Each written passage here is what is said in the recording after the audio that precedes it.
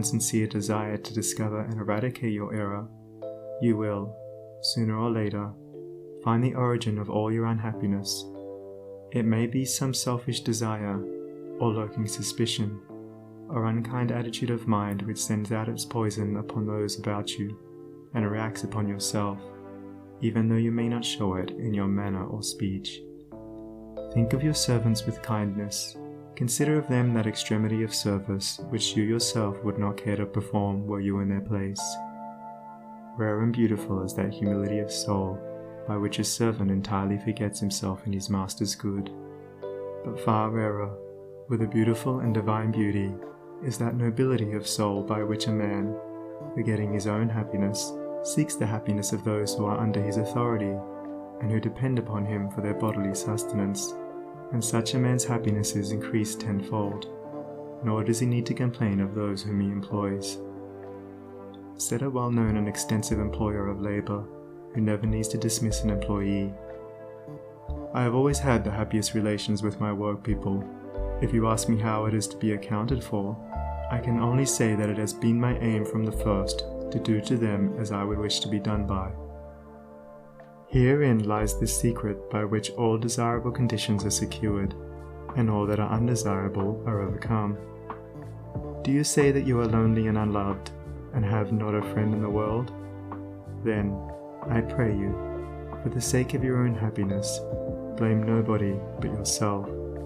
Be friendly towards others, and friends will soon flock round you.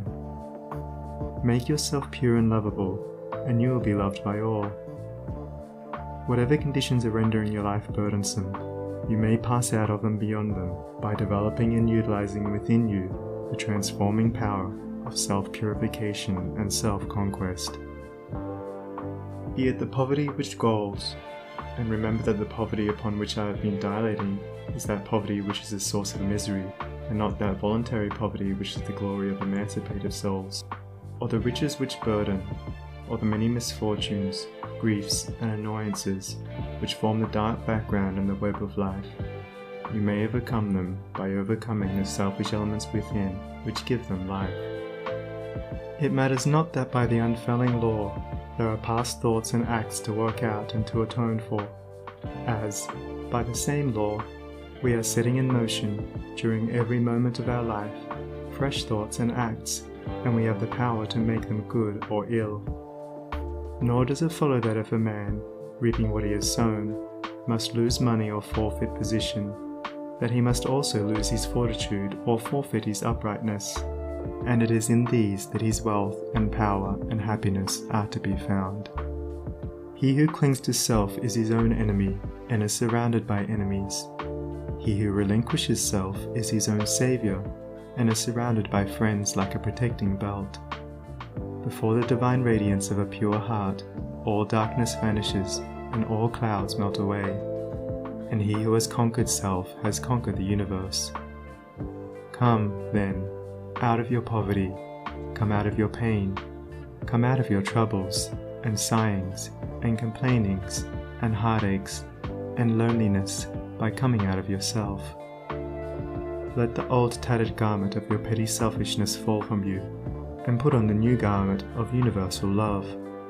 You will then realize the inward heaven, and it will be reflected in all your outward life. He who sets his foot firmly upon the path of self-conquest, who walks, aided by the staff of faith, the highway of self-sacrifice, will assuredly achieve the highest prosperity, and will reap abounding and enduring joy and bliss. To them that seek the highest good, all things subserve the wisest ends. Naught comes as ill, and wisdom lends wings to all shapes of evil brood. The darkening sorrow veils a star that waits to shine with gladsome light.